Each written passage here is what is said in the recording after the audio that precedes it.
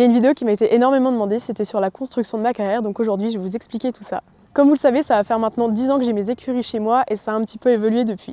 Donc à la base, il y avait juste 3 box, la sellerie et la carrière était moitié moins grande. Ici, on faisait vraiment juste du loisir, donc il n'y a que ma sœur et moi qui montons. Mais maintenant qu'on tourne en compétition, il y a eu quand même quelques améliorations de fait. Donc déjà, la carrière a été agrandie. Elle fait maintenant 20 par 45 mètres. Au niveau de la construction, on est parti sur un terrain qui était déjà de niveau, donc sur ça, on n'a pas eu de modification à faire. Et du coup, pour la base, on a juste eu à terrasser et mettre du concassé. Au niveau du sable, c'est du sable de Fontainebleau fibré. On a choisi du sable fibré car ça permet de garder la carrière humide. C'est ça qui va nous permettre de l'arroser un peu moins souvent.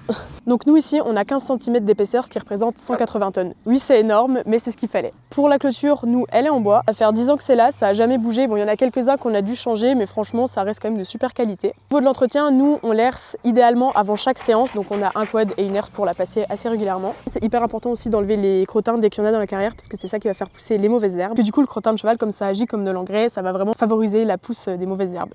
Et donc c'est pas ça qu'on veut, on n'a pas envie d'avoir la piste du Grand Parquet chez nous.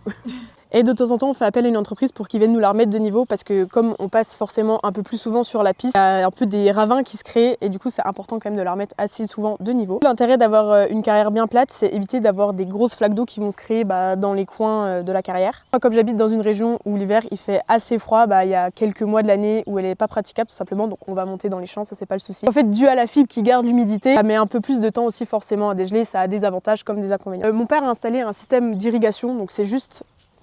Donc j'ai pas les termes techniques que lui peut avoir, mais en gros ça va juste envoyer de l'eau sur la carrière. Et en fait c'est un système qui vient récupérer l'eau de pluie, comme ça on ne gaspille pas d'eau. Beaucoup qui me demandent si ça suffit pour enchaîner, et franchement oui c'est largement suffisant pour ma sœur et moi. Et dites-moi si ça vous intéresse que je vous parle de mon parc d'obstacles.